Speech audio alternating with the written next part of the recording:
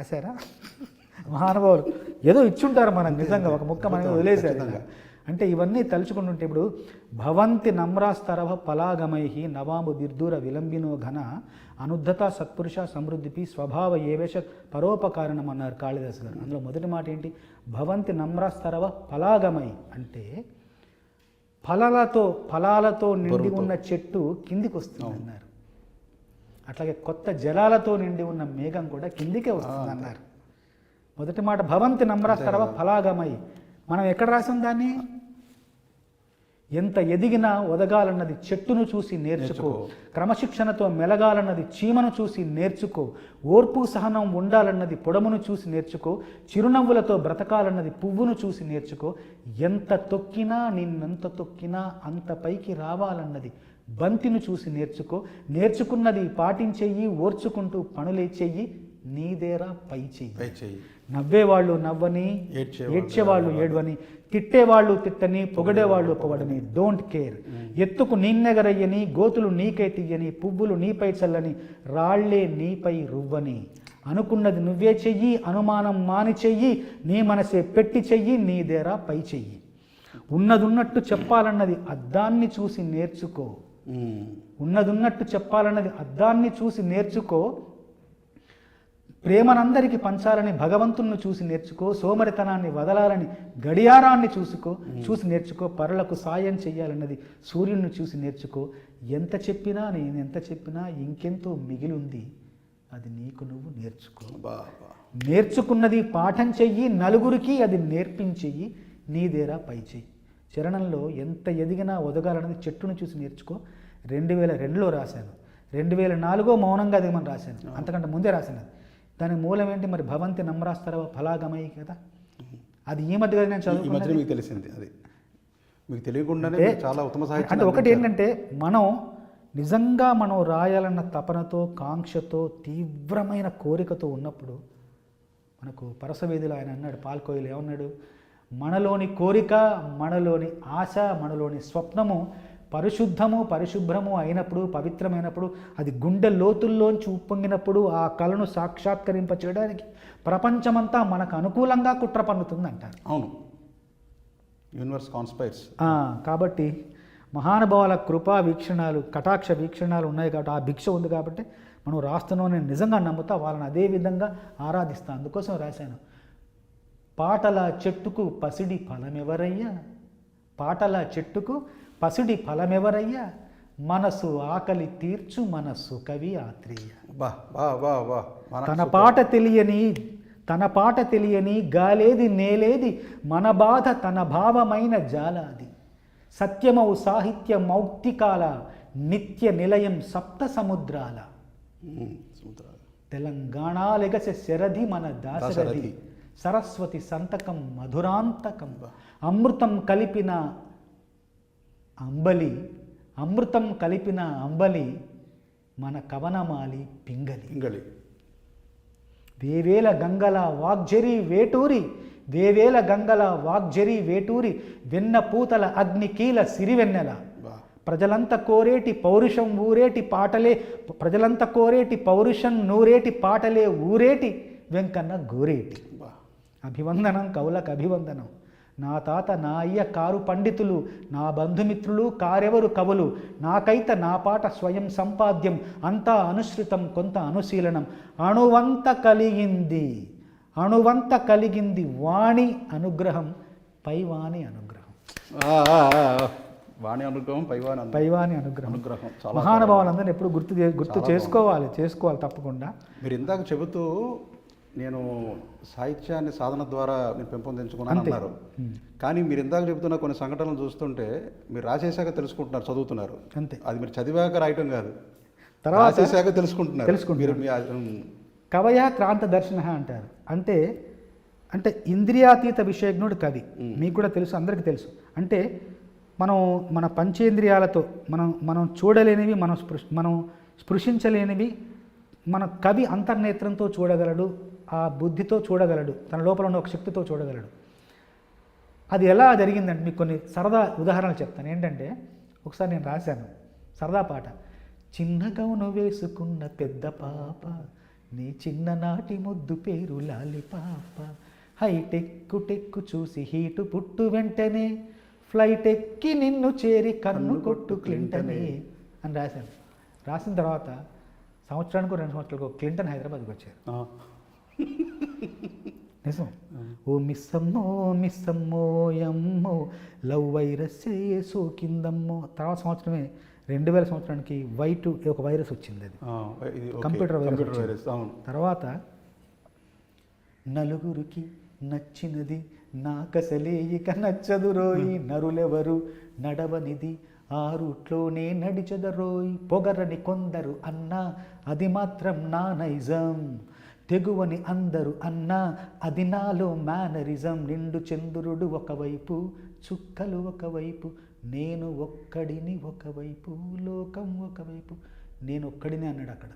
నేను ఒక్కడిని సినిమా వచ్చింది. బుద్ధిమంతుడి బ్రాండ్ దక్కడం నథింగ్ స్పెషల్, పోకిరోడిలా పేరు ఎక్కడం సంథింగ్ స్పెషల్. పోకిరి అప్పుడే రాశాను. పోకిరోడిలా పేరుకి ఎక్కాడు తర్వాత ఆయన.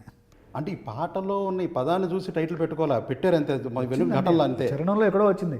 పోకిరోడిగా పేరుకి ఎక్కాడు తర్వాత మహేష్ బాబు గారి సినిమాల్లో. మన ముందే ఏదో మనకు అనిపిస్తుంది, రాస్తుంటే అవి నిజాలు అవుతుంటే సంతోషంగా సరదాగా ఓహో మనకు ఏదో ఉందన్నమాట లోపల అని ఒక చిన్న భావన కలుగుతుంది. పాటల ద్వారా పాటలు ఎన్నో జ్ఞాపకాలు, ఎన్నో అనుభవాలు, ఎన్నో అనుభూతులు పాటలు మిగిల్చే మనకి. కానీ ఈ స్వేచ్ఛ అందరు కవులకి అంతగా వస్తున్నట్టుగా స్వేచ్ఛ ఎవరు ఇవ్వరని మనం తీసుకోవాలంటే, స్వేచ్ఛ అనేది పోరాడి పొందేది అంతే. మనకి ఎవరో దానంగా బాబు స్వేచ్ఛ తీసుకోవాలి, పోరాడాలి. మనకున్న మన ఇష్టాన్ని తెలియజేస్తే వాళ్ళ ఆ స్వేచ్ఛ మనకి ఇస్తారు. 1కి 4 సార్లు మనమే మాట్లాడి మనమే ఈ పాట ఇలా ఉండాలని మనం కోరుకుంటే అది అవుతుంది, గట్టిగా అనుకుంటే అది అవుతుంది.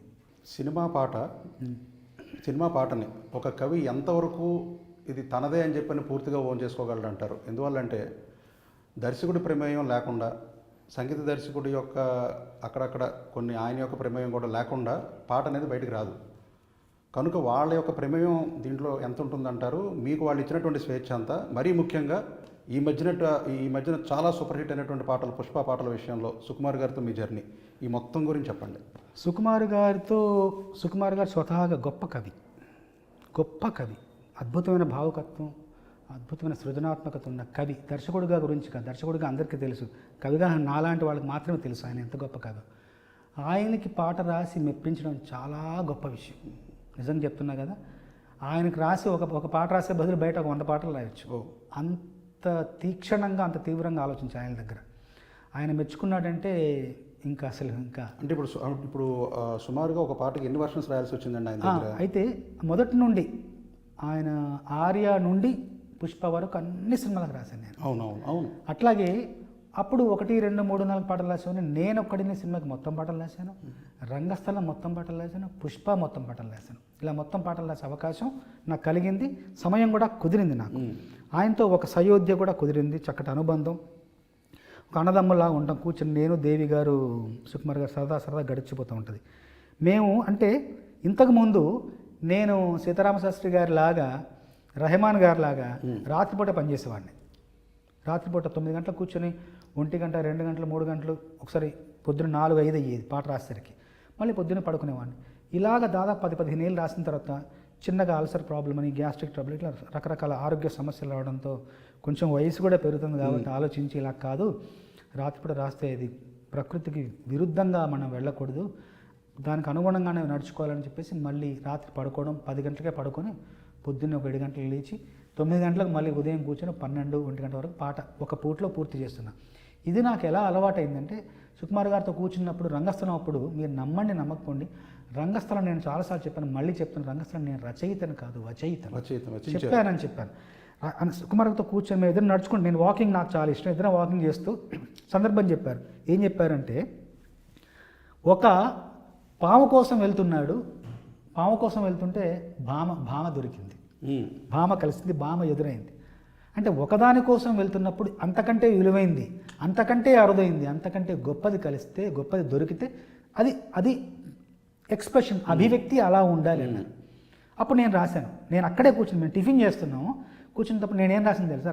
నేను ఒక బాణీలో అన్నాను, అత్తలేని కోడలు తమురాలు ఓయమ్మ దాంట్లో ఏరుశనగా కోసం మట్టిని దవ్వితే ఏకంగా తగిలిన లంకే బిందేలాగా ఎంత చక్కగున్నవి అన్న అనగానే మాట బాగుందండి, ట్యూన్ మరి వచ్చిన ట్యూనే కదా అనగా దేవి గారు పర్లేదు ట్యూన్ పక్కన పెట్టండి, నేను 2 స్వరాలతో చేస్తానని రాసి ఉండి టక్కన చెప్పగానే ఆయన సెల్ ఫోన్లో రికార్డ్ చేసుకొని ఏరుశనగా కోసం మట్టిని దవ్వితే ఏకంగా తగిలిన లంకే బిందేలాగా ఎంత చక్కగున్నవి 2 స్వరాలండి. లక్ష్మి ఎంత చక్కగున్నవి, సింతా చెట్టు ఎక్కి సిగురు కొయ్యబోతే చేతికి అందిన సందమామలాగా ఎంత చక్కగున్నవి, మల్లెపూల మధ్య ముద్ద బంతిలాగా ఎంత చక్కగున్నవే, ముత్తైదువ మెళ్ళో పసుపు కొమ్ములాగా ఎంత చక్కగున్నవి, సుక్కల సీర కట్టుకున్న ఎన్నెలలాగా ఎంత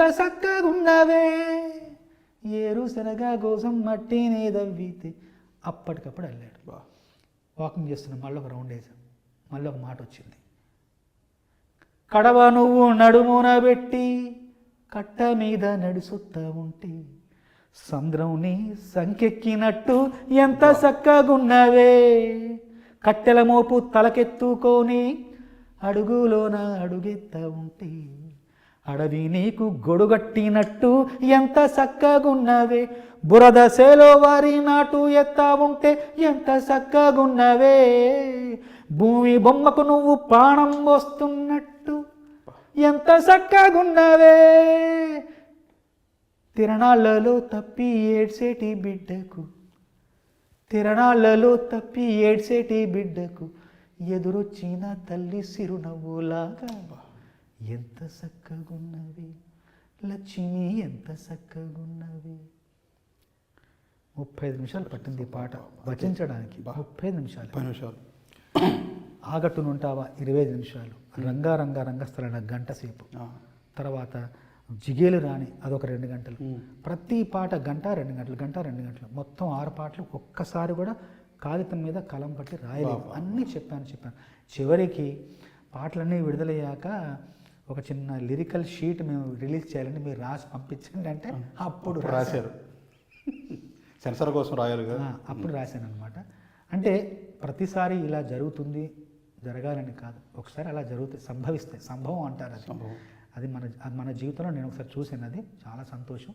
పుష్ప పాటలు కూడా సరదాగానే మేము ఎప్పుడు ఎలా రాసుకుంటాం అలాగే రాసాం. కానీ నాకు ఒక నమ్మకం ఉంది, తెలుగు సినిమా పాట, తెలుగు సినిమా పాట ప్రపంచం నలుమూలలా చేరుతుంది. అన్ని వైపులా అది ఆ పాట పతాకం ఎగురుతుంది. అది జరుగుతుంది, జరిగి తీరుతుంది అనే నమ్మకం నాకు ఉండే, అది నిజమైంది. ఖండాంతరాలు, దేశాలు, విదేశాలు, ఎక్కడ మనుషులు ఉంటారో అక్కడికి తెలుగు పాట వెళ్ళిపోయింది.